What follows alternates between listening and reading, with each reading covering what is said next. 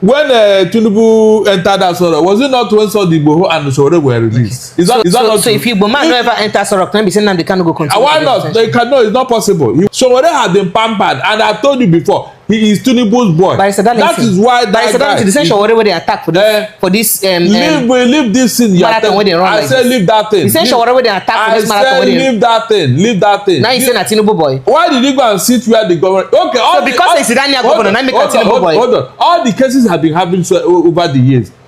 Why have you not gone in for any of them? Why have you not gone in for any of them? Tell me.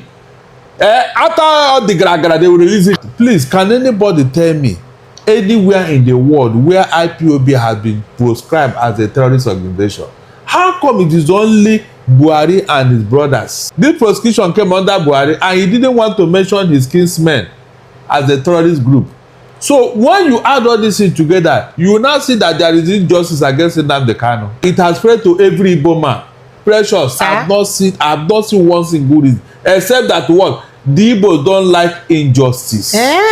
Nothing else. They don't like. But Barrister Darlington, inside the Igbo land, injustice no day. That's the question. Hold on. Because the leaders of Igbo land also they do injustice to their fellow Igbo people. The way they develop their region, that will not be injustice. Listen very well. Sir. Don't conclude. Sorry, sir. Now, the problem the Igbos have with every other part of them is because of this injustice, and then two, we don't like hero worship. If you want an Igbo man to come and lick your boot, it will never happen. They are the most diligent, the most peaceful ethnic group in Nigeria. And they were not bad until these people came into Igbo land.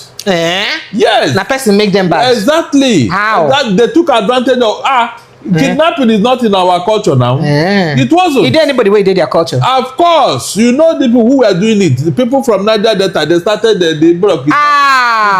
Guys, welcome back to our channel. So I just want to say that there are just few people in this Nigeria and in this our country that are still bold enough to speak out or to say the truth when they see the truth. This interview that you're about to watch, its full video by Barrister Darlington. This man revealed so much. He said so much. And what really enticed me is the man at which he said the truth. Boy, without missing words, without trying to paint anything, he said everything exactly the way it is and exactly the way he feels it. And that is what everyone should be experiencing, that in a country that says it practices democracy. Look at the things that this man said in the interview. I do not think that people that are aspiring to gain something from Nigeria or for in any position will be able to say it boldly like this, because it's just few people left that still say the truth. He said so many things that has to do with nnamdi Kanu's case. Yes, the reason why this case is still prolonged, many people know, is because he is Igbo. He says so many things that has to do with the insurgency that is happening in Igbo land.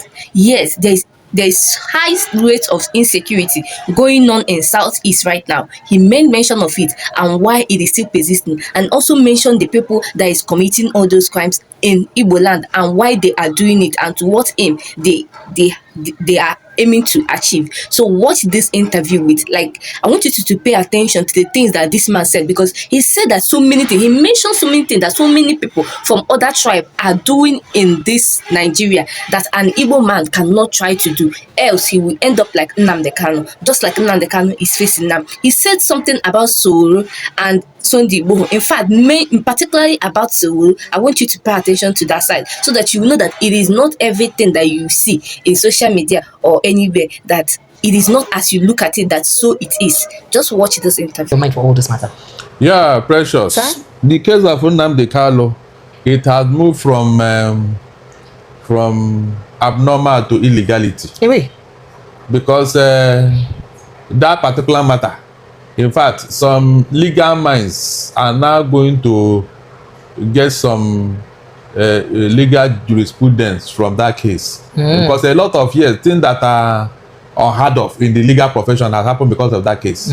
Yes, if you remember, that was what nnamdi Kanu now instituted a scholarship, 1 million naira scholarship for first year law graduates, law students, to help him find out if there is any law that says that when a court has given a judgment that it should not be obeyed, that there should be stay of execution on that judgment.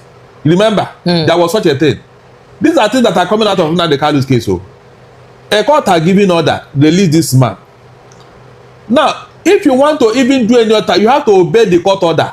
You did not vacate it o. You now went at the back and brought out this say of execution over a matter that court have said release this man. You now say stay of execution for what?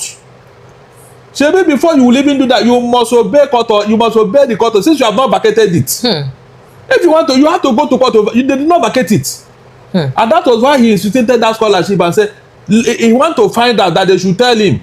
And up to today, nobody has come to tell him. From the findings from the academic, yes, exactly. Use the normal. Remember again that Michael Zokome went to court. I think that was a court of appeal, where he vacated the 15 count charges brought against Nnamdi Kanu. They were quashed in that court, and that was where the court said they should release him and pay him compensation.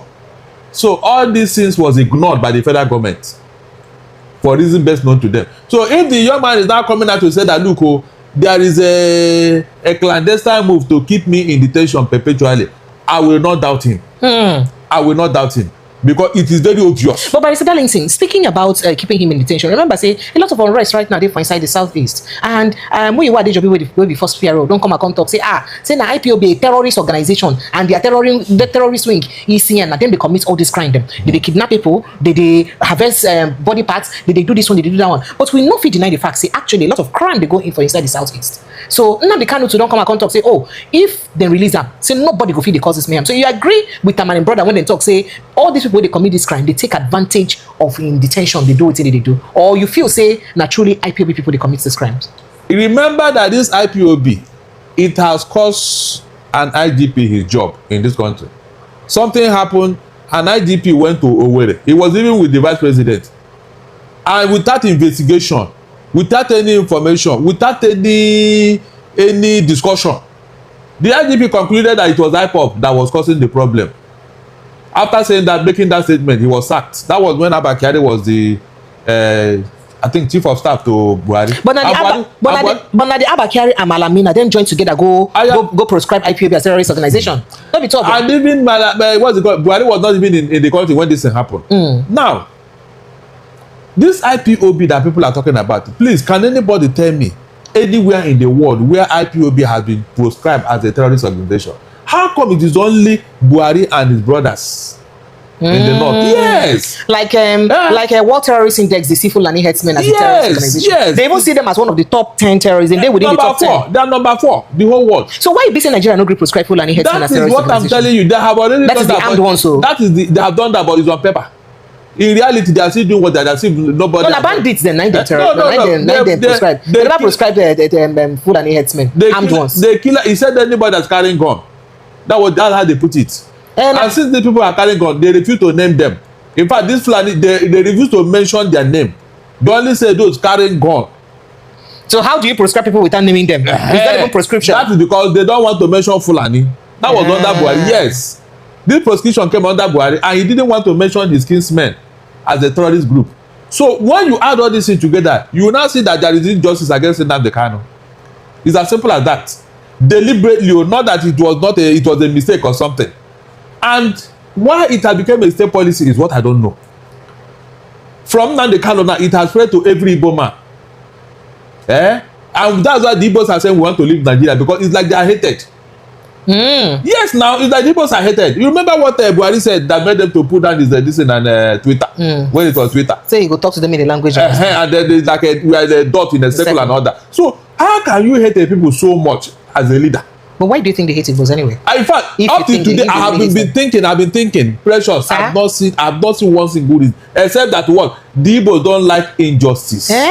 Nothing else. They don't like. But by inside the Igbo land, injustice no day. That's the question. Hold on. Because the leaders of Igbo land also they do injustice to their fellow Igbo people. Then they develop their region. That will not be injustice. Listen very well. Don't conclude. Sorry, sir. Now, the problem the Igbos have with every other part of them is because of this injustice, and then two, we don't like hero worship.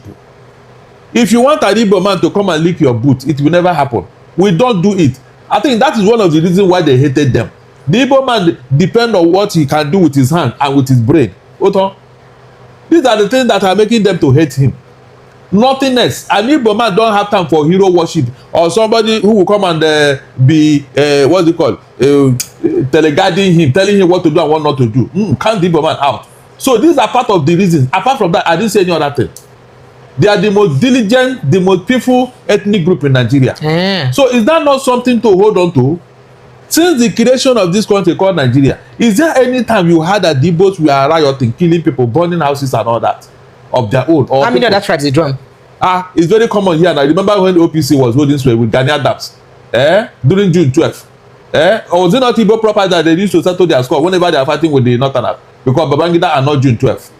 They did not. Rioting is like a everyday occurrence now. And who do they use to settle the matter? Is it not Igbos? So, left or right, the Igbo man has been suffering in Nigeria for something he did not even know. That is the truth. They hate their gods. They hate their diligence. They hate their industry.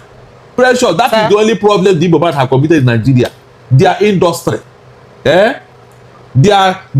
managerial skill.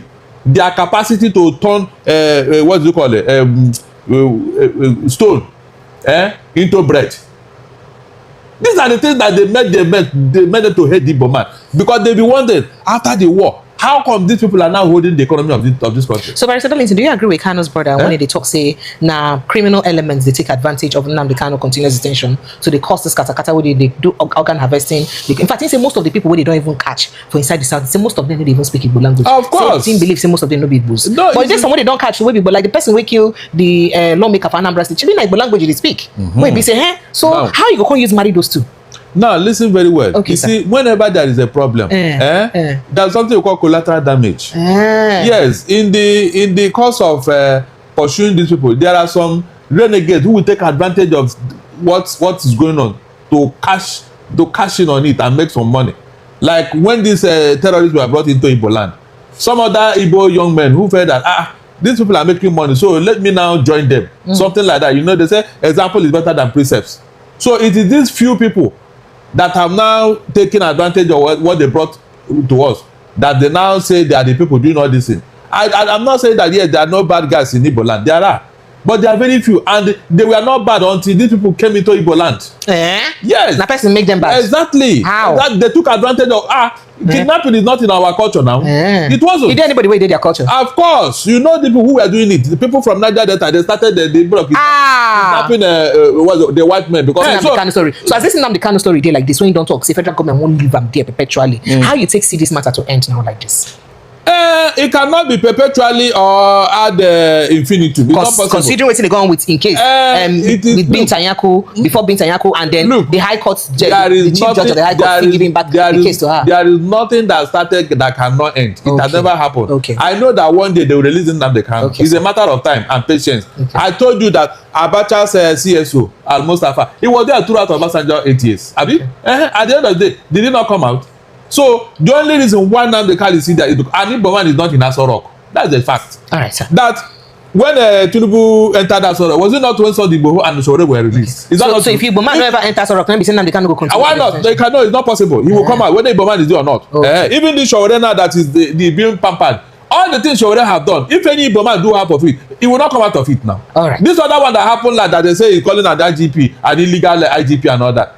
They did not release him, and he came to do a marathon race here in Lagos. And he even sat where the governor is supposed to sit. All right, thank you. So SOWORE has been pampered, and I've told you before, he is TINUBU's boy. That is why that guy. The same SOWORE where they attack for this. Leave this thing. Marathon where they run. I said leave that thing. The same SOWORE where they attack for this marathon. I said leave that thing. Leave that thing. Now you say na TINUBU boy. Why did you go and sit where the governor? Okay, so because it's Iranian governor, now make a TINUBU boy. Hold on. All the cases have been having over the years.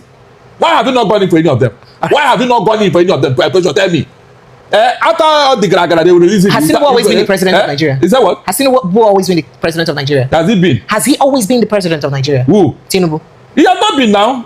So why you say all the cases social already get? But since Tinubu came, when he came in from London, after what is that protest? Who cleared the way for him to land? After he was declared wanted. After that, he had 2 other cases. All of them just talk, arrest him and release him. All right. Why is this so? Thank you. But let somebody try it now. Pressure. Let somebody do one for what he has done, and say whether you not be inside. Thank you so much. Wow, that was really mind blowing, very intense, but at the same time eye opening. All of us know that if it is someone from the east that is doing exactly what SOWORE is doing, I'm not saying that what SOWORE is doing is entirely wrong, but we are coming from the angle to tell you that Nigeria is being biased or the Nigeria government is being biased, because we both know, even when he mentioned that the IGP, that's the Inspector General of Police, is fake, I thought that was going to be the end of it all. I'm telling you, I was so shocked and surprised of how this case, it didn't even last like 3 days, and that was it. It was ended like that. They just do, hey, so this. He came out immediately. I didn't even know whether he slept inside for one day. And he is out. I was so shocked, because if it is another person, let's not miss word, if it is an Igbo person that called Inspector General of Police fake, up till now the case goes still dey court. But look at how it all ended, and so he's still saying everything that he wants to say freely. Apart from SOWORE self, we see other people, we see other regions that do and say the things that they want to do, whereas Igbos do not have such privilege or such luxury. Where is now the democracy? Where is now the democracy in the country? It means there is no democracy now. Anyway, God for us all. Guys, please share me your opinion in the comment section. Don't forget to like and share our video, and subscribe to our channel if you have not. And after subscribing, turn on the notification on, so that anywhere that you are, even if you're not on YouTube, once we post, you're going to get the notification and you get the hot tea as it is dropping. Thank you so much.